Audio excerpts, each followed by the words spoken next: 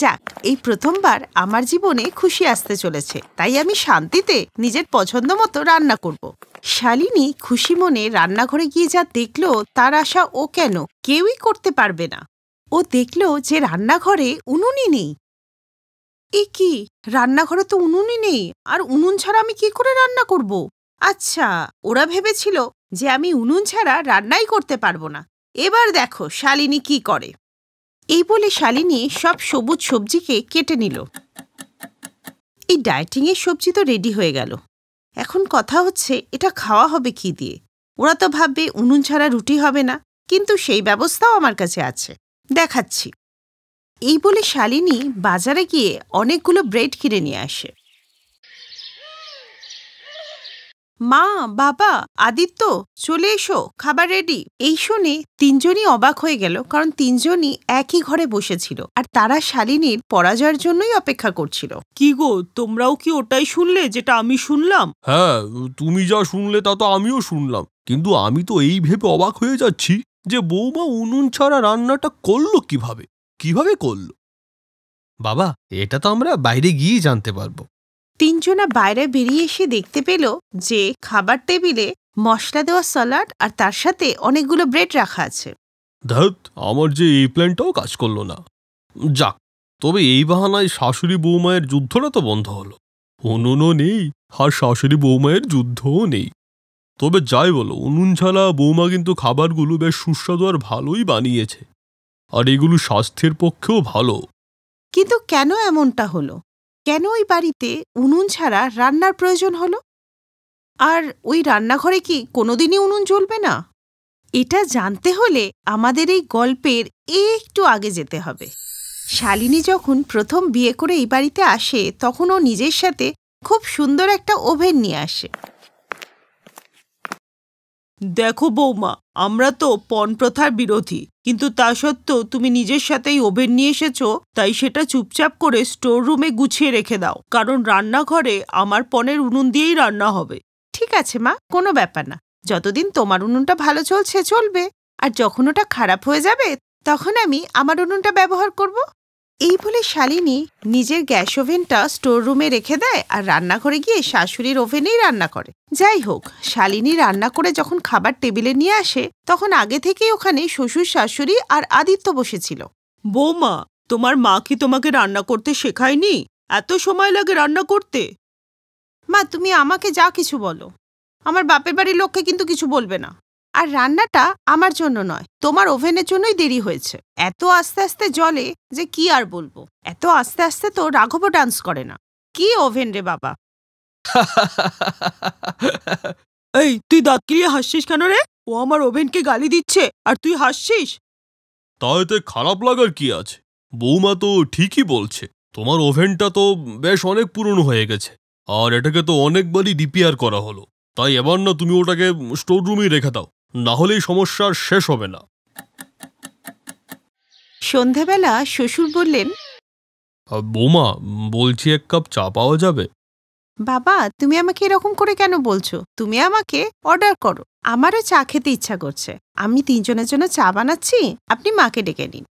এরপর শালিনী রান্নাঘরে গিয়ে গ্যাস জ্বালাবার চেষ্টা করলো, কিন্তু অনেক চেষ্টার পরেও গ্যাস জ্বালাতে পারল না। তখনই হঠাৎ রান্নাঘরে গ্যাসের গন্ধ আসতে লাগলো। শাশুড়ি মায়ের এই গ্যাস ওভেন থেকে তো গ্যাসের গন্ধ বেরোচ্ছে। এক এক সময় তো রাগ হয় না, মনে হয় এটা ছুঁড়ে ভাগাড়ে ফেলে দিই। তখনই শাশুড়ি ওখানে চলে আসে। কি বললে? তুমি আমার উনুনকে ফেলে দেবে? খবরদার বৌমা, আর যদি তুমি এই কথা কোনোদিন মুখে এনেছো। মা, এই গ্যাস ওভেনের প্রাণ পাখি অলরেডি উড়ে গেছে। এটা জ্বলতে চাইছে না, তো আমি কি করব? আর ওই যে দেখুন না, গ্যাসের সুগন্ধ আসছে, আপনি কি পাচ্ছেন না? ওদের দুজনের এই আওয়াজ শুনে ওখানে শ্বশুরমশাইও পৌঁছে যায়। আরে হয়েছে কি? তোমরা দুজন বাচ্চার মতো এভাবে ঝগড়া কেন করছো? দেখো না, আমার এই গ্যাস ওভেন নিয়ে বৌমা কি বলছে, বলছে নাকি এটা ভাগাড়ে ফেলে দেবে। আপনি দেখুন না বাবা, গ্যাস ওভেন থেকে কিরকম গ্যাসের গন্ধ বেরোচ্ছে, আর গ্যাস একদম জ্বলছে না। আমি বরং আমার ওভেনটা নিয়ে আসি আর এটা স্টোর রুমে রেখে দিই। আমিও তো পুরনো হয়ে গেছি, তো আমিও তো কোনো না কোনো দিকে লিক করি, তো আমাকে তুলেও স্টোর রুমে ফেলে দাও, আর কোথাও থেকে নতুন শাশুড়ি নিয়ে এসো। আরে দেখছি তুমি তো তিলকে তাল করে দিচ্ছ। আচ্ছা দাঁড়াও, আমি তোমার গ্যাস ওভেন এক্ষুনি রিপেয়ার করে এনে দিচ্ছি। যাচ্ছি আমি। কিছুদিন ওই গ্যাস ওভেন জ্বলল, তারপর আবার সেই ধ্যাত, আজকে আবার ওভেনটা জ্বলছে না। 1 ঘন্টা তো গ্যাস ওভেনটা জ্বালাতেই সময় লেগে যায়। আজকে আর আমি রান্নাই করব না। আস্তে আস্তে রাত্রি 10টা বেজে গেল। তখন আদিত্য শালিনীকে ডেকে বলল, শালিনী, রাত যে 10টা বাজলো, খাবার এখনো হয়নি। আমাকে তো সকাল অফিসে যেতে হবে। যখন ওভেনই জ্বলছে না তখন কি করে রান্না করব? 1 ঘন্টা তো ওভেনটা জ্বালাতেই সময় লাগে। আর আমি নতুন গ্যাস ওভেন নিয়ে এসেছি, সেটা স্টোর রুমেই রাখা থাকলো। তার তো কোনো সম্মানই নেই। বাবা, যবে থেকে তোর বউ এসেছে না, আমার এই গ্যাস ওভেন নিয়ে সব সময় লড়াই চলছে। না হলে এতদিন পর্যন্ত সবই তো ঠিক চলছিল। তাহলে আমি একটা কাজ করি, আমার এই গ্যাস ওভেনটা নিয়ে আমি বেরিয়ে যাই, তাহলেই সব ঠিক হয়ে যাবে। এক্ষুনি যাচ্ছি। আরে মা, তুমি একটা গ্যাস ওভেন নিয়ে এত পজিটিভ কেন হচ্ছ? আর আমরা তো ওটাকে বাইরে ফেলে দেবো বলছি না, ওটাকে স্নান করিয়ে সাজিয়ে গুছিয়ে স্টোর রুমে রাখবো বলছি। তারপর তোমার যখন খুশি রোজ গিয়ে দর্শন করবে। আর শালিনীর নতুন গ্যাস ওভেনে রান্না হলে যে রান্নাটা তাড়াতাড়ি হবে আর সমস্যাও মিটে যাবে। না বাবা, আমি আমার গ্যাস ওভেন নিয়ে পালাচ্ছি। এবার তোরা তোদের নতুন গ্যাস ওভেন নিয়ে এসে রান্না কর, নাচানাচি কর, যা খুশি কর। আরে তোমরা দুজন যখন দেখি তখনই সেই গ্যাস ওভেন নিয়ে ঝগড়া করেই যাচ্ছ। তোমাদেরকে আর খেয়ে দিয়ে কোনো কাজ নেই? তুমি বৌমার নতুন গ্যাস ওভেন রান্না করে আসতে দেবে না, আর বৌমা তোমার পুরনো গ্যাস ওভেনে রান্না করবে না। বাহ! বাবা মা, আমি ওতেই কোনোভাবে রান্না করে নেব। যাচ্ছি আমি। দেখলে, দিনের শেষে জিত আমার গ্যাস ওভেনেরই হলো। এই জন্যই বলি বৌমা, শাশুড়ির সাথে না পাঙ্গা নিতে এসো না।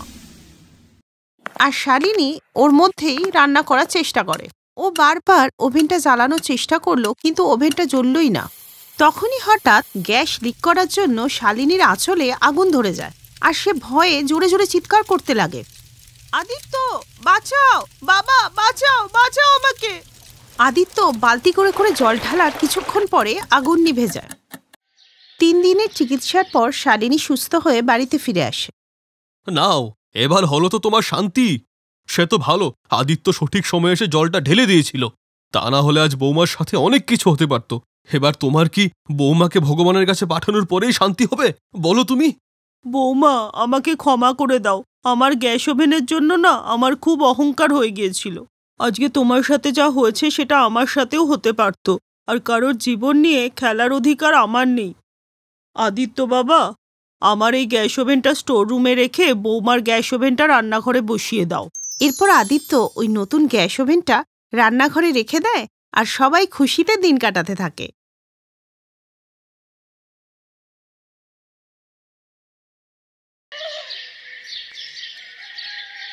বিট্টু, রুহি, এদিকে আয়। মা, একটু খেলতে দাও না, একটাই তো সানডে। চুপ কর। আগে বল, আমি এখানে আটা রেখে গেছিলাম, কে এতে জল ঢাললো? তুই বল রুহি, তুই এটা করেছিস তাই না? তুই এতে জল ঢেলেছিস, সত্যি কথা বল, তুই ঢেলেছিস? সত্যি করে বল বলছি। না মা, আমি একদম এসব করিনি। আমি তো আমার পুতুল নিয়ে খেলছিলাম। আচ্ছা, এইসব কাণ্ড তাহলে এই জানলা দিয়ে হয়েছে। আজকে সুনিতার রক্ষে নেই। যা, তোরা দুজন খেলবি যা, আমাকে রান্না করতে হবে। অনিতা আর সুনিতা দুজন যা ছিল। অনিতা বড় বউ আর সুনিতা ছোট বউ। দুজনার ঘর আলাদা ছিল, কিন্তু রান্নাঘর প্রায় একই ছিল, কারণ দুটো দেওয়ালের মাঝখানে একটা জানলা ছিল। সেজন্যই যে কোনো জিনিস এপার ওপার হতে পারত। আর সেই সুযোগটাই অনিতা আর সুনিতা নিত। কখনো অনিতা সুনিতার কাজকে খারাপ করে দিত, আবার কখনো সুনিতা অনিতার কাজকে খারাপ করে দিত। আর এই কারণেই দুজনের মধ্যে হামেশাই ঝগড়া লেগে যেত। আর সেজন্যই ওদের শাশুড়ি কমলা খুবই দুশ্চিন্তায় থাকত। আরে সুনিতা, এ তুমি কি চা বানালে? চিনির বদলে নুন দিয়ে দিলে। তুমি কি চা বানানোটাই ভুলে গেলে? কি বললে? চায়ের মধ্যে নুন? আমি কিন্তু চিনি দিয়েছিলাম। দাও, আমাকে দাও, আমি খেয়ে দেখি। এই বলে সুনিতা চাটা মুখে দিতেই সঙ্গে সঙ্গে ফেলে দিল। আমি জানি এটা কে করেছে। আজকে অনিতা দিদিকে আমি একদম ছাড়বো না। অনিতা দি, ও অনিতা দি, ও কোথায় গেল? গেলটা কোথায়? ও, আজকে ফুলকপি আলুর তরকারি হচ্ছে, দাঁড়া দেখাবো মজা। সুনিতা গ্যাসের ফ্লেমকে বাড়িয়ে দেয়, আর সঙ্গে সঙ্গে ফুলকপি আর আলুর তরকারি পুরো পুড়ে যায়। অনিতা বৌমা, রান্নাঘরে কোনো কি তরকারি বসানো ছিল? পুড়ে যাওয়ার গন্ধ আসছে যে। হ্যাঁ, আলুকপির তরকারি হচ্ছিল তো, কিন্তু আমি তো আস্তে করে রেখেছিলাম। অনিতা রান্নাঘরে গিয়ে দেখে আজ বাড়ানো আর তরকারি পুড়ে গেছে। গ্যাস কে বাড়িয়ে দিল? আমি তো অল্প আঁচ করে রেখে গেছিলাম। এটা নিশ্চয়ই সুনিতার কাজ। সুনিতা, এই গ্যাস তুমি বাড়িয়ে দিয়েছো তাই না? হ্যাঁ, আমি বাড়িয়ে দিয়েছি। আর তুমিও তো আমার চায়ের মধ্যে নুন ঢেলে দিয়েছিলে। আচ্ছা, তুমিও তো আমার আটার মধ্যে জল ঢেলে দিয়েছিলে। আর কাল কাল যে তুমি আমার মাছের ঝোলে চিনি ঢেলে দিলে, সেটা ভুলে গেলে বুঝি? বলার তো আমার কাছে অনেক কিছুই ছিল, কিন্তু আমি সেগুলো বলবো না। আজকে যা করে নিয়েছো, এরপর আর কিন্তু এইসব করবে না। নাও, আবার দুজনের ঝগড়া করা শুরু করে দিল। আমার তো মনে হচ্ছে যত ঝামেলার মূল হলো ওই জানলাটা। বাবা রমেশ, তোদের কবে থেকে বলছি ওই জানলাটা বন্ধ করে দেওয়ার জন্য। না থাকবে বাঁশ আর না বাজবে বাঁশি, কিন্তু তোরা তো কেউ আমার কথা শুনিসই না। আচ্ছা ঠিক আছে মা, আমার অফিসে 2-1 দিনের কাজ আছে, কাজটা শেষ হলে মিস্ত্রিকে ডেকে আমি জানলাটা বন্ধ করে দিচ্ছি। অনিতা আর সুনিতার ঝগড়ার জন্য বাড়িতে অশান্তি বেড়েই চলছিল। কিছুদিনের মধ্যে ছেলেরা জানলা বন্ধ করার কথা ভুলে গেলে ওদের মধ্যে আবার ঝগড়া বেঁধে যায়। অনিতা দিদি না ভয় দেখিয়ে জোর করে ওই টিকটিকিকে আমার এদিকে পাঠিয়েছে। আমি তো টিকটিকিকে ভয় পাই। আরে তোমরা দুজন টিকটিকি নিয়ে ঝগড়া করছো? টিকটিকি তো এদিক ওদিক যাবেই। টিকটিকি তো সারা ঘরে এদিকে ওদিকে ঘুরে বেড়াবে। তুমি কি জীবজন্তুকে বাঁধতে পারবে? আজকে নিজের রান্নাঘরে টিকটিকি গেছে তাই মুখে বুলি ফুটেছে। আর সেদিন যখন তুমি রান্নাঘরে আলমারি পরিষ্কার করছিলে, সেখান থেকে ইঁদুর যখন আমার রান্নাঘরে এলো, তার বেলায় যত সব। এই শুনে শাশুড়ি খুব রাগ হয়, আর তিনি নিজের 2 ছেলেকে ডেকে পাঠান। ব্যাস, তোমরা আর কোনো কথা বলবে না। যা করার আমিই করব। রমেশ, মুকেশ, তাড়াতাড়ি যা, মিস্ত্রিকে ডাক, এই জানলাটা আজকেই বন্ধ কর। এরপর ঝটপট মিস্ত্রিকে ডাকা হলো আর রান্নাঘরে জানলা বন্ধ করে দেওয়া হলো। কিন্তু জানলাটা বন্ধ হয়ে যাওয়ায় 2 বউর মন খুবই খারাপ হয়ে যায়, কারণ ওদের কাছে সময় কাটানোর জন্য আর কিছুই ছিল না। দুজনে ছেলেমেয়েরা সকালবেলা স্কুলে চলে যেত, শাশুড়ি পুজো করতে চলে যেতেন, আর দুজনের হাজবেন্ড অফিসে চলে যেত। আর 2 বউ বাড়িতে কখনো বিছানায় বসে আরাম করত, কখনো বা রান্নাঘরে রান্না করত। আর দুজনে যখন জানলার দিকে তাকাতো, তখন দেখতো মিস্ত্রি জানলা বন্ধ করে দিয়ে গেছে। আর এই জন্যই দুজনে খুব উদাস হয়ে পড়ল। বিকেলবেলা ওরা যখন সবজি কিনতে বেরোলো, তখন একে অপরকে দেখতে পেল। নমস্কার দিদি, কেমন আছো গো? আমি ভালো আছি সুনিতা, তুই বল, তুই কেমন আছিস? আমিও ঠিক আছি। কোথায় যাচ্ছ এখন? আমি বাজারে যাচ্ছিলাম। বিট্টু আর রুহি বলল রাত্রিবেলা ঢ্যাঁড়সের তরকারি খাবে, তাই ঢ্যাঁড়স কিনতে যাচ্ছি। আর তুমি কোথায় যাচ্ছ গো? আমি মটর পনির কিনতে যাচ্ছিলাম। আজকে বাবলু আর পিঙ্কি মটর পনির খাবে বলেছে।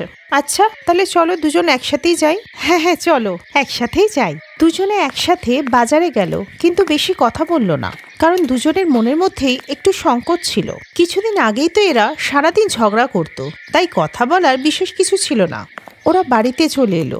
এদিকে অনিতা ঢ্যাঁড়সের তরকারি বানাতে লাগলো, আর সুনিতা মটর পনির।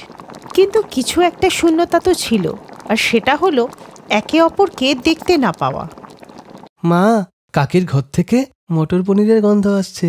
আমার তো জিভে জল এসে যাচ্ছে। আজকে ঢ্যাঁড়সের তরকারি দিয়ে রুটি খাও, কালকে আমি মটর পনির বানিয়ে দেব।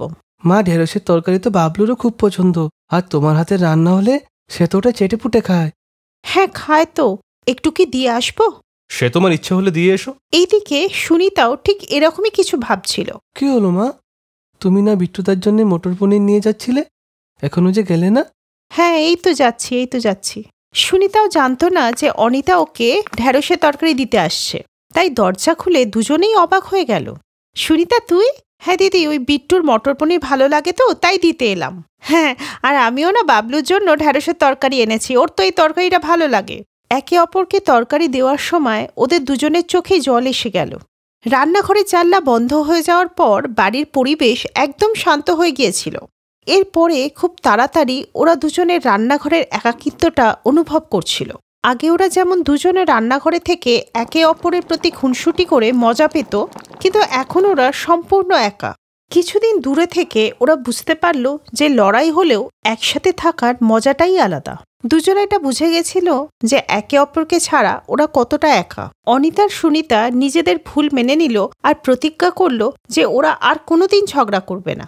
দুজনের এই মিলমিশ দেখে শাশুড়ি সিদ্ধান্ত নেয় যে জানলাটা আবার খুলে দেবে, আর তার ফলে আবার সবার মুখে হাসি ফিরে এলো। আর এইভাবেই ওদের বাড়িতে আবার খুশির মেজাজ ফিরে এলো। আর ওই জানলাটা এখন হয়ে উঠল ওদের বন্ধুত্ব আর ভালোবাসার প্রতীক। Best buddies! Hello friends! এই ভিডিওটা দেখার জন্য ধন্যবাদ।